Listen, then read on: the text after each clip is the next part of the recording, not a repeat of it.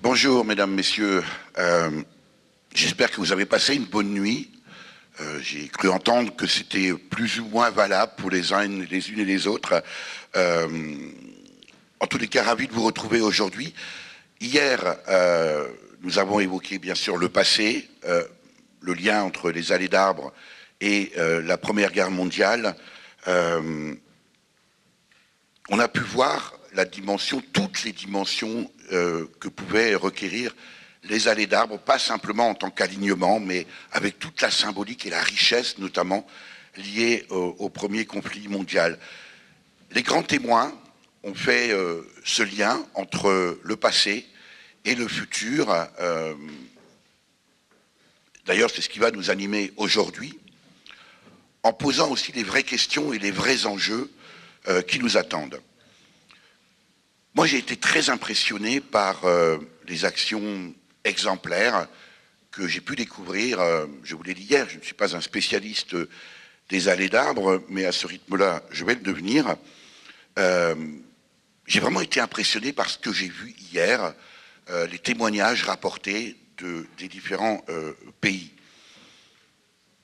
En tout cas, j'espère que l'IFOL-le-Grand est à la hauteur de la qualité des personnes qui sont présentes ici. Aujourd'hui, donc, la thématique, ou en tout cas l'enjeu, va être davantage sur la prospective, toujours en s'appuyant sur cet échange d'exemplarité, parce que c'est véritablement ce qui nous nourrit. À la réflexion, je me disais que finalement, les allées d'arbres habillent nos routes. Alors évidemment, ce n'est pas à vous, spécialistes, que je vais dire ça, mais moi qui suis un peu néophyte, je me dis, mais finalement, les allées d'arbres les esthétisent, ces routes que nous prenons tous les jours pour nous déplacer, et en réalité nous amènent presque à réfléchir sur le sens de la vie.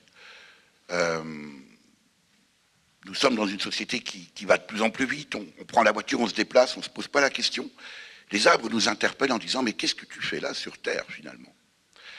Et ça, c'est quelque chose que j'ai pu voir et ressentir très très fort lors des différentes interventions d'hier. Et la sauvegarde de ces allées d'arbres, finalement, convoque bien sûr de très nombreux métiers et des savoirs, des historiens aux techniciens, en passant bien sûr par les aménageurs, et concerne évidemment au premier chef les usagers, mais au sens du citoyen. La sauvegarde et le développement, on peut l'espérer, des allées d'arbres, finalement, nécessite une mise en commun de ces savoirs, l'émergence d'une culture commune, et on voit bien qu'à travers les échanges que vous pouvez avoir ici les uns avec les autres, on voit bien que chacun y va un peu de sa spécialité, et c'est normal. Tout ça nécessite, encore une fois, l'émergence d'une culture commune, et puis surtout, parce que vous êtes ici entre spécialistes, la manière dont on peut faire rayonner ce savoir sur l'ensemble de la société. Le drame de réunion entre spécialistes, vous le savez bien, c'est toujours l'entre-soi, et comment faire en sorte que vos savoirs, vos connaissances et la connaissance que vous avez des enjeux peuvent irradier l'ensemble de la société.